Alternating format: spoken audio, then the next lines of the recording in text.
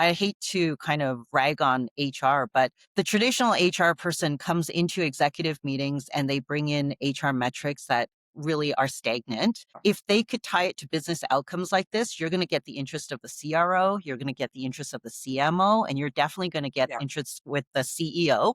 But you've got to understand the business first. You've got to have a business Yes. mindset and you've got to tie it to business outcomes, not just happy employees. Because if you look at traditional Yeah. uh, data and metrics, even a engagement score, we have a great engagement score. We're at 60, big deal. There's a lot of companies that had a score of 60 and they still went out of business. You got to Yeah. bring in the revenue. You've got to make sure Yeah. you can keep the lights on. Yeah. And I always say, when you're hitting your revenue targets and the company's profitably doing well, everyone's happy.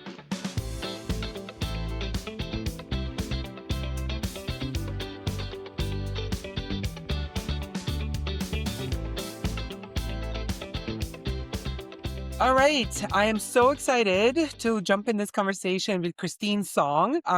Christine, you are a very experienced people leader, and I love it, from corporate to scaling startups. And now you're a founder yourself. And then beyond all the successes, I just know that you're the type of leader who likes to tell it as it is. So I am excited to get your thoughts on this really, fun subject today. Thank you so much for having me. Absolutely. So I know as you gave me the doors to ask you some, some people call it controversial, but I just think it's more about cutting to the chase and being effective with our time. So that's how I see it. So I'm going to jump right in.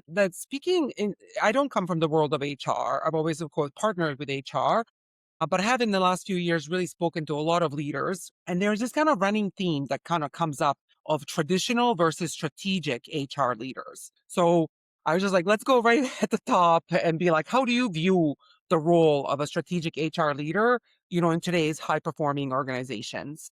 Yeah, that's a great question. I feel like a traditional HR leader will take what they know and apply it to every company they go into. So it's almost like they've got Mm, their briefcase of templates or, data and metrics that they track, their mhm. spreadsheets, and they just plop down into the next organization and they go straight to work. The more strategic the leader is in HR, the more their answers are always depends. And so I heard this before in an interview. I was interviewing with the CEO and he asked me a few questions and I would always start with, well, it depends. And he said, I find that every time I talk to really strategic HR leaders, they answer that way. And I said, because we don't just take templates. We don't just, Yeah. apply spray and pray blanket solutions. Every organization you go to is unique. They have their challenges. There's the pros and the cons. And what are you trying to achieve? And so really strategic leaders, they go in and they're having dialogue with their CEO and their Mhm. executive team and I usually want to get right into the problems. It's great. You got a great EMPS score. You've got a beautiful Glassdoor review, but what is it that you're trying to solve? What Yeah. is it that you really want to impact in your organization? And that's going to take strategic initiatives. It's going to take customization. You're going to Mhm. have a unique viewpoint about things. And every organization you go to could be something different. I've gone to organizations where you've had to scale. Other companies I've gone to where they were a little bit more mature, you had to transform and they had to disrupt. And Yeah. so I would say it really depends. And you've got to kind of have a lens where you can be flexible and apply different strategies for different problems. Yeah. Oh, that's a great answer. That makes a lot of sense. Of course, me, I have a business transformation mindset. So I love it always, like, you have your tools and subject matter expertise, right? But you have to come in the context of the organization, where you are, where you're going, how are we going to get there kind of flow. That's what kind of elevates you to a real seat at the table at the Mhm. C-suite, and not just be like a checklist, Check, check, right? check. Check, check, check. Yes. I feel like we can talk about that as the villain here. So it's like, Totally. yes, awesome. So one of the things, of course, in that framing, we want to talking about HR work and driven investments, including in what I love to talk about, of course, is sustainable performance and leadership development. It's got to be tied to outcomes, right? Business outcomes. Like, what is the business trying to do? Not kind of what we should do for compliance or sounds good or all the other reasons that we do the checkbox Mhm. exercise, right? So how do you look at some of those investments again and programs that come from HR, but again, presented and budgeted as real asset creation investments. Yeah, I always think when you think about compliance and governance, those are things Yeah. every company has to do. Like legally, you have to do it. So you Yeah. comply. But when you think about investments and where the company wants to invest in for the future, it really is leadership development because the Mhm. leaders are the ones who are creating the strategy and the long term goals for the organization. And I feel bad for any company that doesn't have some sort of leadership support or development program. And so I've run leadership development programs before. And what I found was when you build it internally, you actually make a greater impact than if you were to go out there to a consultant who brings out their leadership program and Mhm. just launches it at your company. The reason being is that it's really customized to your organization, connected to your values. It's looking at your mission statement and your North Star, Mm. and every organization has their unique profile of what a great leader looks like. So Mhm. you look at Amazon, they've got their famous, leadership principles. And Mhm. I'm pretty certain their leadership program incorporates those principles because, in their eyes, that's what makes a great leader. Right. Every company should be doing the same thing. You can't look at Netflix and go, "Whoa, we're going to take their, programming and launch it at our company." You're not Netflix. You don't run with their Right. budget. You don't have Yeah. their resources. It's a completely different business. And so I think that if you can take the time to curate the content, build it internally and launch it, and it's not a build once and launch forever. You Wow. kind of iterate, expand upon it. You update it every couple of months or every year. And I think that's where you're going to get the most bang for your buck. I also think that if you can attach it to, an investment in executive coaching is expensive. You can't have an executive coach for every Yes. single leader in your company. But if you can reserve some investment to provide some coaching for your leaders, I think you're going to get a lot more in return. Okay, yeah. Of course, so great answer builds on it depends again, right? Because you have to again apply those tools to build it to work for your org. So, but I love that you're making it your, the answer is driving it to make your own, but what makes a really great effective one? Because, that's also the challenge. I know because from internally, right? You have to have the capability to build the resources, to build the know-how to really address, this like, multi-dimensional build that has to also sustain, as you mentioned. Just like a little bit, like, what does it take to build such a thing? Or have you seen also it work well in a partnership where you can make it your own and, kind of have a healthy blend of internal and external, you know, Yeah, I've done supports? both. Yeah. I've built from scratch on my own. That Yeah. takes a lot of work Yes. because you got to build it, you got to facilitate it, Yeah. you're the owner of it all. And I've also worked in companies where we have worked in partnership with like a consulting firm to help build with us. Yeah. We're with them every step of the way. We incorporate a Right. lot of, our leadership principles into the Yeah. development of the program. And I think what makes a program successful is you've got to track it. It's not like you put all Yeah. your leaders into a program and then they're done in 6 months and you're like, whew, done, moving on to the next thing. No, you've got to track performance. It's not just you tracking it as a HR leader, but it's also your manager has to be tracking progress as well. Hmm. I've seen a lot of leaders, let's say a CEO who has an executive team and he or she wants to put them through a leadership development program. There are some CEOs that just don't have the time or don't want to make the time to get involved. So they just say, L&D Yeah. leader, you manage this with the HR leader. And by the time we're done, all my leaders will be like superb leaders at the table. It doesn't work that way. Yeah. Okay. I love Your that. CEO is also accountable for their success, and they also need to hold them accountable. If you're not paying attention, do you actually think the executives actually care about how they're performing? Hmm. So there has to be vested interest on both sides. And the HR leader or the L&D leader is really the guiding coach that's ensuring that Right. everything Yeah. gets done and they're tracking the progress of the program. So time is our resource that we have the least amount of, but it's going to make the greatest impact if we could get these three sides all together Yeah. working in tandem.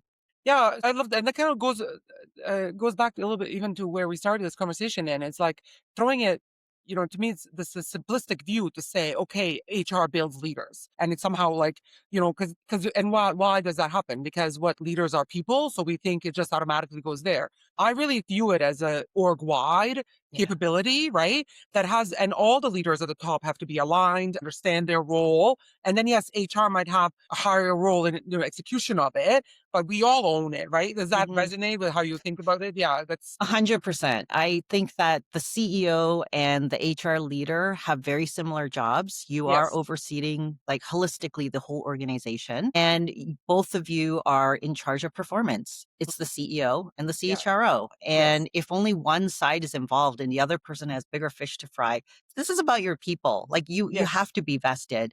And so I've always worked with leaders, just being in HR, your biggest investment is towards the leaders because they lead the teams, obviously.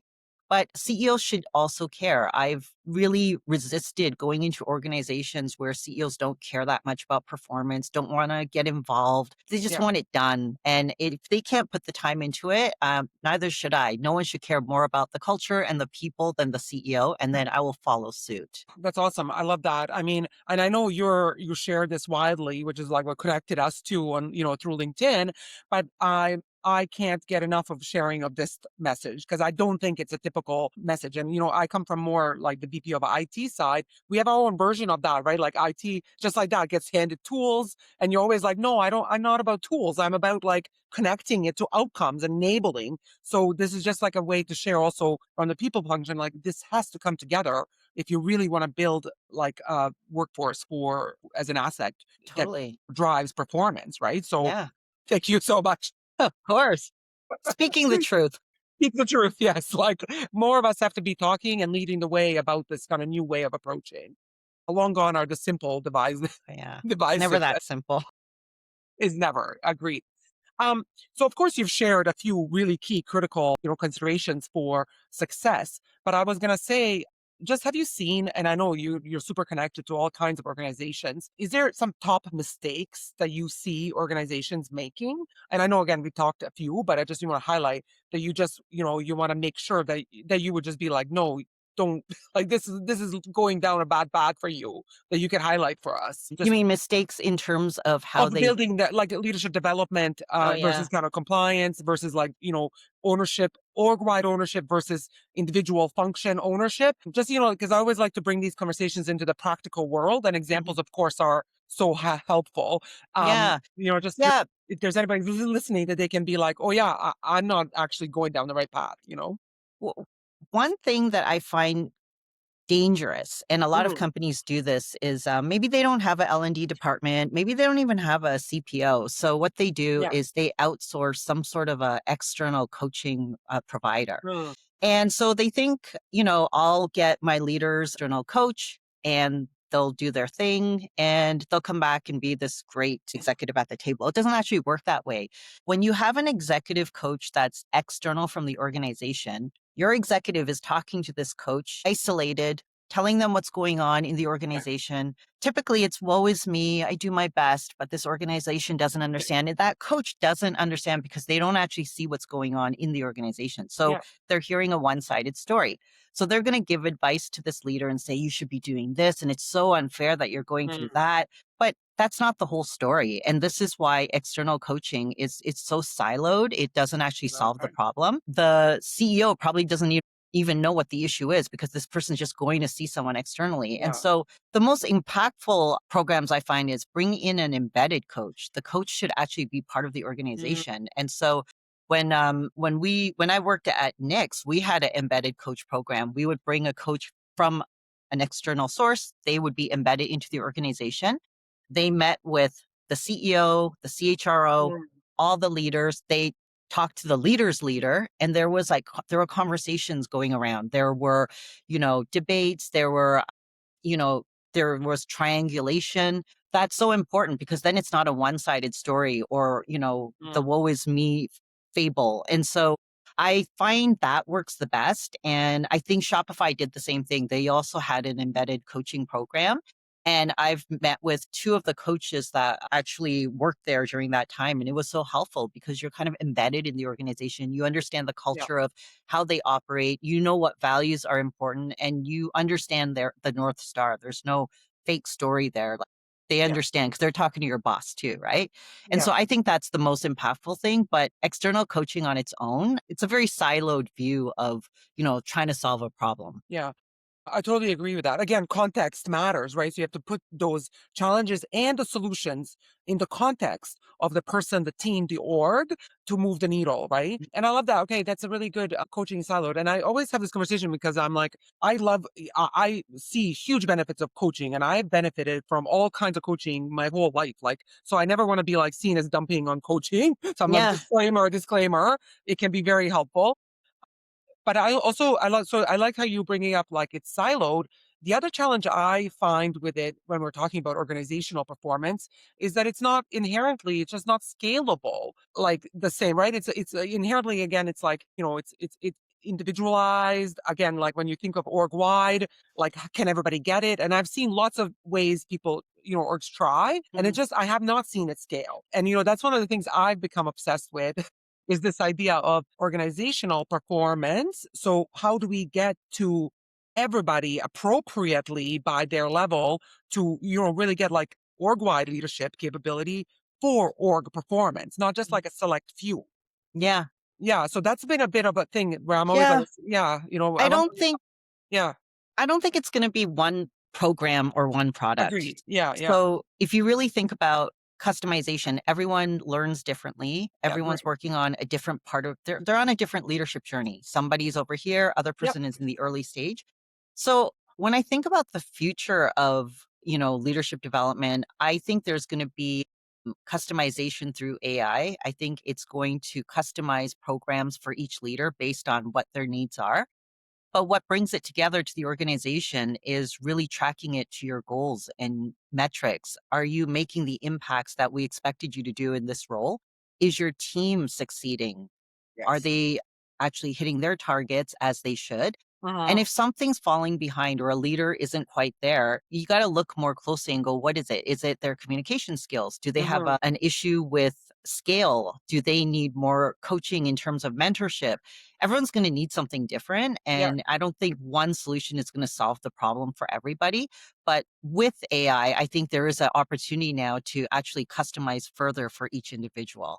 Agreed. Agreed. I mean, it's such a big thing, right? It's always, even again, as a technologist, I'm always like, tech can't solve like, you have to Yeah. kind of break it down and get in the weeds with it, and there's all the use cases, like, there's never one big solution. Yeah, and I like the highlighting the role AI has to play with it, because of course, that's on everybody's mind these days. Well, AI is definitely in everyone's mind, and I think it could help us do better, but I don't think it's the sole Of provider. Don't eliminate humans. I think if I had a bot telling me what to do every day, I'd eventually not listen to it. I would just shut it up. course. But, when you have humans kind of, and then maybe an assessment through AI, here's what you've Yeah, achieved this month, here's what you need to do yeah, further. Like that can be helpful as an yeah. add on, but I certainly wouldn't want to be talking to a chatbot all day. No, I 100% agree. I mean, this is totally, I always, even as a technologist, I'm always like, AI is amazing, just like tech is amazing, but it's Mhm. a tool, right? It's a tool. I used to say, my version of being controversial, I'd be like, as a tech leader, I would tattoo like business led, tech enabled on my forehead. And first thing, try to talk you off of using tech as a solution. So I think, I also hope there's always room for the human element in all of For it. Like, sure. otherwise, Can't forget otherwise, like, what are we doing? Yeah. we're not machines.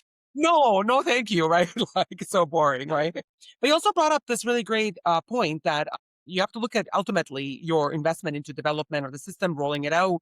Sorry, the leadership development. It's got to go back to the goals, the metrics. Are we hitting the goals? Why?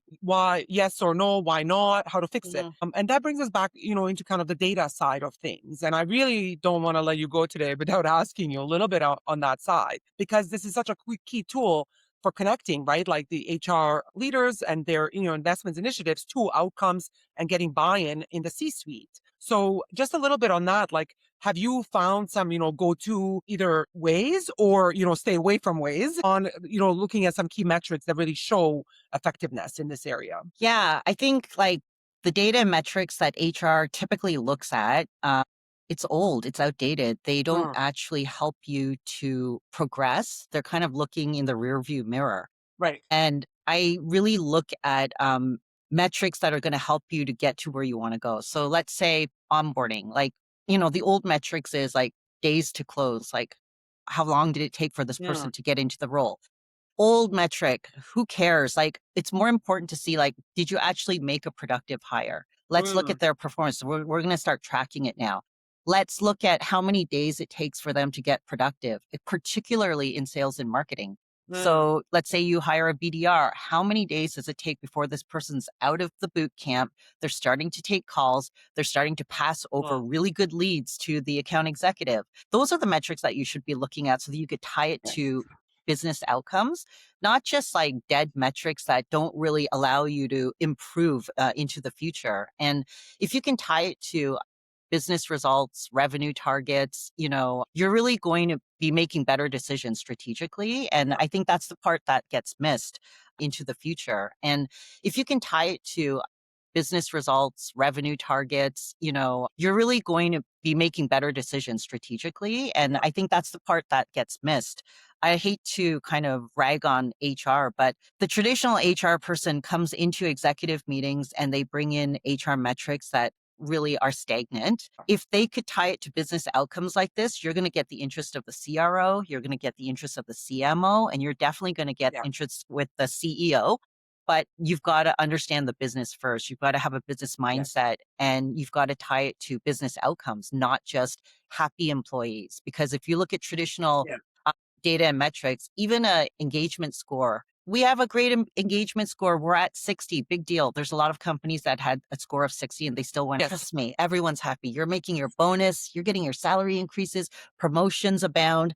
But, just having happy employees sitting around at a club isn't going to do much for the business. Yeah. I love that. I mean, that's to me is the that I will underline it. Like if I had to choose something to highlight here, that's really the key. And it's not again, it's like it seems simple. It is simple actually, but it's not always easy. But I just double score that this is the push people have to take. And ultimately speaking in business outcomes is what connects across those different functions, right? So Mhm. it's like, marketing has very different concerns than even business development, than HR, than tech, but they come together in talking about outcomes. Yeah. So it's like, let's talk there. And then everybody can, everybody wins, just like you said. Yeah, the outcomes for the business should be top of mind for every executive at the table. HR should not have separate data metrics. It Yes. should be aligned to all the executive leaders in the organization, and everyone should be interested. Yes.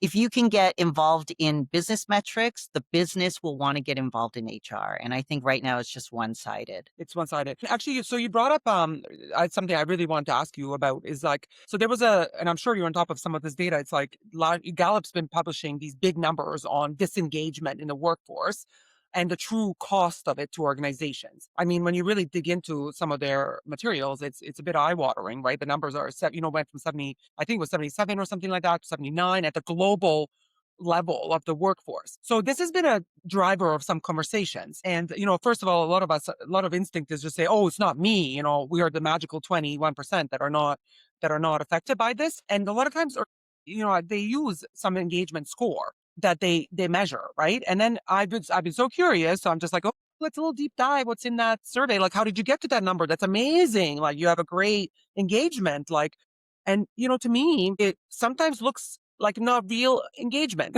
Like, Yeah. like to me, sometimes I started kind of saying it looks a little bit like an NPS measurement. Like, would you Hmm. would you recommend working here? It's that's not a true measure of No. engagement to then even try to connect to performance. Hmm. So I just thought to maybe ask your thoughts on that, and and I'm sure you've had this experience before or some version of it. So I would love to Yeah. get your thoughts on that. Yeah. I think some of those scores that we've taken just kind of give you surface level information. Right, right, Like, would you recommend this company to your friends and family?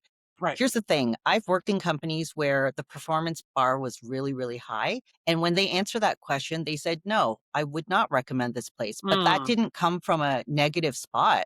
When right. I asked folks after the engagement survey went out. And I said, were you one of those people that answered in this way? May I ask why? They said, oh, yeah, like I'm really open to it. Like this is a really tough environment to work in. You got to put in a lot of hours. The performance bar is really high. You can't just get a perfect score at performance review time because like the bar is so high. And they said, I wouldn't recommend my friends or family because they wouldn't want to work in an environment like this. Right. They just want to coast. They're like a 9 to 5 kind of gal and this wouldn't suit them. So they said, I wouldn't recommend it. So when you dig deeper into, data and information, you talk to people and then you realize that's a dumb question to ask realistically. Right. Yes. And Yeah. it doesn't give you the full picture. Like I'll give you another example of data Yeah. that doesn't really, to me, it doesn't really tell the full picture is you look at Glassdoor scores and every organization has a Glassdoor page and they Hmm. have a score. And when the company has a high score, typically the company's young, it's early stage. They just launched their Glassdoor page and people are trying to be like, we're a family, we're all happy, and they give a happy score. As things get harder, sometimes it's when you go through fundraising and now the stakes are higher. You've got to report back to the board. You've got really big targets to hit. It starts to go down. Then you start going through a RIF, a reduction in force for the first time. You've got to let go of 25 people. Now you let go of my buddy. I'm really upset. It goes down further. But that's not because it's a bad culture. There are things that Yeah. just didn't align with certain people. And of course, you're going to fire someone for performance. They're going to go on Glassdoor and say, well, I'll show you. My last revenge is I'm going to give you a bad score. I have a love and hate relationship with Yeah. Yeah. Glassdoor. It's mostly hate. It's because it doesn't tell the full story, right? I've Yeah. seen wonderful companies that are doing exceptionally well, but when they have to go through a reduction in force, they're just like dragged through the coals. And Yeah. eventually people forget about it and goes back up again. So it's just data doesn't say everything. Like you need Yes. to look deeper. Yeah. You can't just look at turnover numbers. You have to look at regrettable turnover. Like Right. who Right. Right. Right. Right. is it involuntary exits or is it voluntary? Did the leadership team want to let these people go or did they resign and you're regretting it because these are high performers here? So you got to look deeper into data, not just look at numbers for the sake of looking Yeah. at them. Again, numbers tell us the context matters and numbers help, but you got to tell the story right Yeah. behind it, bring that to life and use it towards business outcomes. Otherwise, again, it's just back and forth. Well, think about why do most Yeah. people resign in like Q1? Let's say after Q1 and you're just about to go into Q2. They get their bonus They're and then done. they Yeah. leave. So We're there's waiting. it Yeah. always goes up at Yeah. that time, right? So it's Right. like data doesn't say everything, but there is a story behind it, Yeah, right? story. You gotta tell the story behind the numbers. And that's again elevates you to a strategic seat, right? Like being Totally. able to tell and put it to action. Awesome. So I know that you're all about high performance, building that culture, right? But and also, well, being a startup myself, a growth startup myself, you've been in many of these startups, venture backed, etc. How do you balance that high performance without like, burning out, right? So I like to think about it as, building sustainable high performance, and yeah, how do you think about that as a, go-getter? Yeah. High performance means so much to me. I Yeah, think that I don't know any CEO that doesn't want to create a high performance, environment, but agreed. it's not always that easy. It's actually quite hard to do that. And that's because there's a lot of things you have to incorporate to sustain something like that. Mhm. Everyone has to have the right mindset of what high performance means. Mhm. You've got to train your leaders to real feedback, to speak directly, and that you want to be respected, not just liked. If you just want to be liked, don't be a leader Mm. because you're not out there to just be buddies with everybody. And I also think that, you have to be really objective to create a really high performance environment. I don't know if a lot of people know what that means or they know exactly how to do that. Mm. And so I was very particular about organizations that I joined. If I didn't think that it was a high performance environment and the CEO wasn't committed to that, I Mm. would never join. And I've seen more high performers leave companies because they were forced to work with people that were subpar. And nothing kills a high performer more than having to work with C players. I hate to use the term, but it's true. But it's you got to work on it every single day. You've got to Mm. hold people accountable. You've got to make sure that your values stand for something. They're not just pretty words on a wall. And there are few companies that can actually do it well, I think. It's For me, I think the job of the chief people officer truly is chief performance officer. And Mm, it's a very difficult position to be in because if you think about it, you report to the CEO the same way all the executives do. So you got the CFO, CMO, CRO, they all report to the CEO just like the CHRO. But you're also one level above that because you hold their performance as part of your objectives. You mm, are accountable for their performance, just like the CEO. And so now you're one level above the executives and you're on par with the CEO. And both of mhm, you objectively have to look at each executive. Very hard thing to do for some HR leaders because they find it very difficult to be peers with these executives and then have to like judge them as you will. And right, right. so That's a good that's point. really Yeah. hard. But I Hmm. try to be as objective as possible. And the only advice I give other HR leaders is if you want to do it really well and you want to be objective, you have to do what's right for the company, not Hmm. what's right for you personally or your buddy or your friend. Right. It's what's right for the company. And if you know that you have a CFO that just can't manage the books, can't lead a team, can't do the right things for the company, you have to set them free. And that's doing the right thing for the company. Yeah. That's interesting. I never thought about it that way, honestly. That's a really interesting perspective. Yeah, keeping that company in mind. Sorry, my head is spinning with that. That's like um yeah, a very interesting perspective to share. Thank you for that. What would you say is your most controversial would that is that part of it maybe? Your most controversial opinion on what kills high performance in growth companies? Definitely not holding the bar high enough. Okay. So Mm, having low performers. But okay, like what kills me the most is holding on to people out of loyalty's sake. So I've okay, yeah. worked in organizations where obviously the first people that I'm going to meet are the executives at the table. Yeah. And I look around and, there's always like this one person who's been around since the Yeah. beginning of time, but somewhere along the line, they just haven't been able to perform and get the company to where it needs to go. I always say to early stage CEOs, the team that got you here probably won't get you to the Yeah. next level because everyone's good at a certain phase and not many people can scale Yeah. several layers. So, out of loyalty, they keep this one person. And I'll be honest with you, the company knows, like every person from the coordinator all the way up to executives knows this person can't perform. Yeah. But they're political, they're charming. The Yeah. CEO sort of sees them as their pet, Yes, okay, and yeah. this ruins the company. This ruins it in terms of accountability, performance bars, seeing like knowing what great looks like.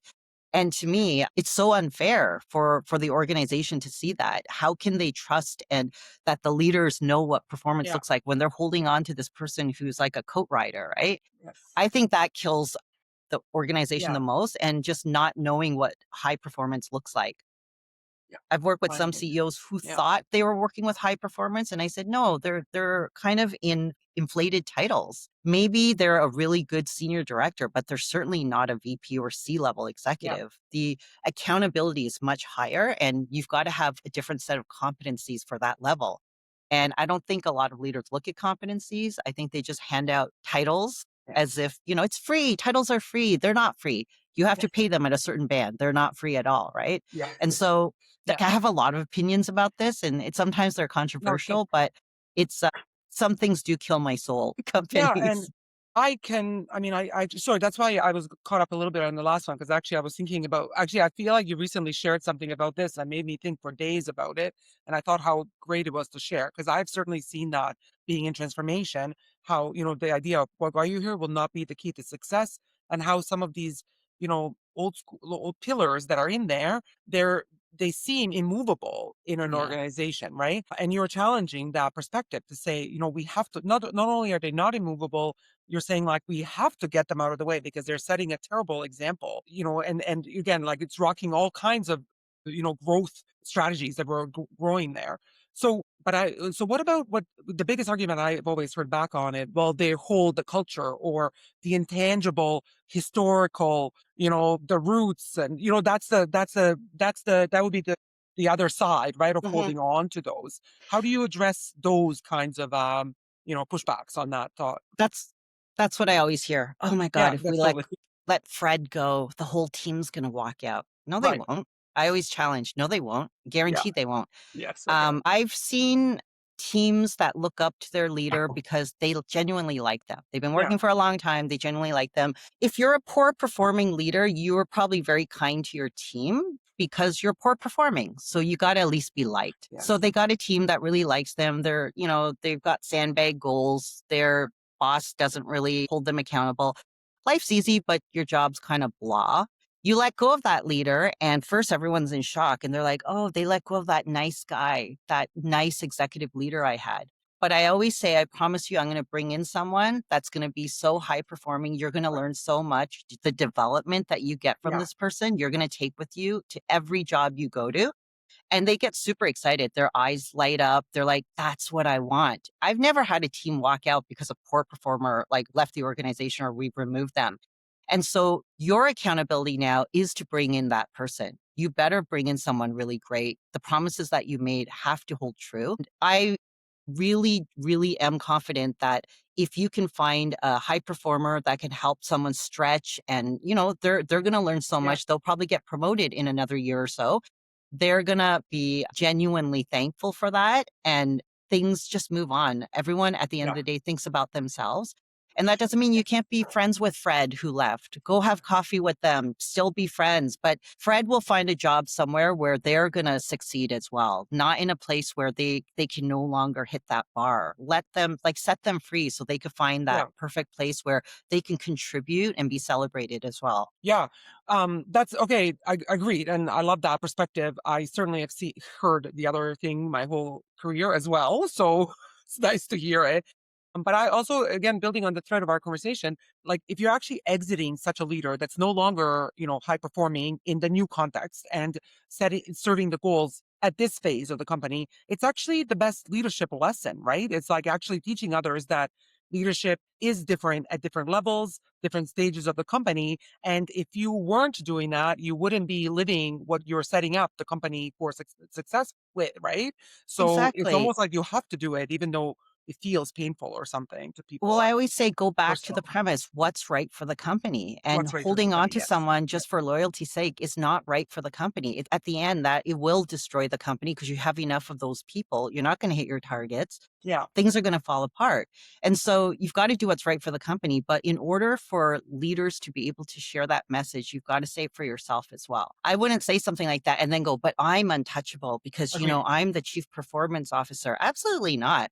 Yeah. I've always said to every CEO that I've ever, every company that I've joined, I said, if there ever comes a time where, like, inevitably Hmm. I will also get to a point where I can't get to that next level. And, just let's have that coffee chat. I'm Yeah. ready to like move on. Like I could be successful somewhere else, but I'm not going to hold it sacred that I must be here forever.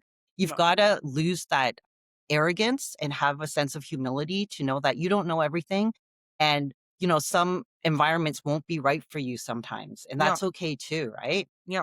Yeah, no, that's in fact that can that can like get you to exit on a positive, powerful note. Like I've accomplished, growth from X. Right, that's my sweet spot. I'm gonna go do now this Totally. next thing versus just like thinking it's this negative exit. It's a very No. powerful exit, actually very strategic exit, in fact, right? It That is. That's why, like, Netflix always said, your workplace is not your family. Family yes. will love you unconditionally for life. But, we every organization we go into, we're Yeah. there for a certain period of time and let it be the best years. Yes. Yeah. Contribute as much as you can. Yeah. But when your time is up, it's time for you to move on. And there will be another great place where you will belong, right? You just have Yeah. to like let things go Yeah. and not think everything is forever. Yeah. Yeah, I totally agree. But it's like I guess you brought up something that made me think of one more kind of controversial topic that I would like your Yeah. thoughts on. I love it. You touched a little bit on this kind of kindness. You can't be loved all the time, right? You have to do the right thing. It's not always the nice thing. Of course, as Canadians, we pride ourselves on being so nice, right? And I'm just like a little bit, thinking that sometimes the niceness of it all, first I started talking about nice versus kind. So actually having the right conversation. But then I was actually taking a step further. Is this niceness costing us some productivity, like Canadian wide? Like, and we're seeing actually some, reports popping up how Canada is behind in some productivity metrics. So, these kinds of conversations that leaders like yourself is like, I think, is the way to cut through that and not to keep what's good about the Canadian way, but also get us a little bit more pushing forward more effectively. So I just wonder if you've had Yeah, thoughts on this area. I do. I'm not surprised. I'm glad I thought to ask you. So I've worked with a lot of companies that were from the US, and we've hired a lot of US employees. I've worked in companies where we did acquisitions and we acquired US companies. And yes, like the US culture, the work culture is more direct. They're a bit fierce sometimes and, Mhm. they're assertive. And Canadians are known to be really nice, really like polite and Yeah. friendly. And we're very unique in the world in how we operate and how we treat one another. Our behaviors are stand out quite, and people laugh at it. Like they think it's funny that we're so polite and nice. And, there's nothing wrong with being polite and treating people with respect, but you have to have some level of directness to cut through things and move Mhm. faster. Yeah. Europe does it. Europeans, Eastern Europeans, they are very direct. US is direct. You don't have time to dilly dally. This isn't a social club where, save the club for after you get off work. Go out with your friends, be Yeah. nice, do all those things. But when you're at work, you have to have some level of directness. You've got to say it like it is at times, and you don't have to be rude, but you don't have to beat around the bush either. I Yeah. think we spend too much time worried about what people think about us, and then that compounds, and you create an environment where everyone's just being nice and fluffy and nothing's getting done. It just makes me think about this is why leaders have to have training. Not every person is born to be a great leader. You do need development. Yeah. And the first thing most leaders need development in is giving feedback and being direct. People managers need to take a basic course on how to do a performance review because this isn't just about saying nice things at review time. It's about giving constructive Yeah. feedback and talking about your blind spots. And so I wish Canadians could be more direct. I wish that leadership can embrace directness a little bit more. And maybe then we wouldn't have an accountability problem. I don't think you need to be rude at all. There, No. there is No. a way to be direct and professional, but like cut through all of the like fluffiness that, sometimes we go through. And we don't go to work because it's just your social club. We're trying to make an impact here. We're trying to Yeah. innovate, generate revenue. Our lives depend on it, and so we should be taking it seriously. I couldn't agree more. I'm one of those Eastern Europeans that you mentioned originally. I had to go, I am Canadian now, but I certainly had to, sometimes people give me feedback to say to be a little bit more direct. And I say, Canada's been training me like this for decades. Now you're trying to beat it back out I'm of. So I was like, okay, I can do that. I still have that innateness in me. And these conversations give me kind of empower me to bring those to keep going with that because totally. I do think there's a healthy blend, right?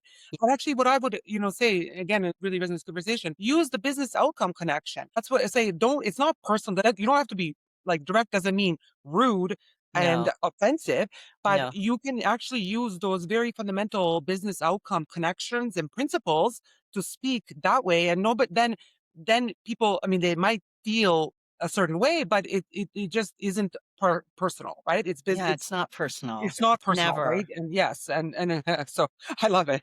um well, Christine, I like to end on a magic wand. I like to give my guests a magic wand and all the things considering and the state of affairs in the world, like if you could use your experience and make something just available as to organizations these days to put them on the right path? What would you use your magic wand powers on? Wow, that's such a powerful question. There's so many Thank things you. that I think know to it pushes you to mind. prioritize, right? So one of you have to choose one. Yeah. I guess if I think about it in the workplace, I wish there was a truth machine. I wish there Oh, was like a software that could allow us to just cut through the noise and speak the exactly. truth. I think there's so much that goes on in work environments where communication is flawed. A lot of the issues that occur in conflicts is because we can't communicate properly or we're afraid to speak the truth. And I've worked so many years with leaders who are so afraid to speak the truth, to be direct, to give the feedback, to share that you're not that great as you think Yeah. you are. Like, I wish there was a truth serum, some sort of a Yes. machine that could allow us to speak the truth and not be offended. And if you really think about it, like, even if you have to exit someone who's not performing and you give them the Yeah. truth and they're hurt and they leave, there is like that thing, like the 7 stages of grief, anger, pity, Yeah. revenge, but you come out of it. And when you come out of it fully, what happens is you listen to what the words were saying and you go, it was all true. I didn't have Yeah. self-awareness. I was blaming other people for my faults.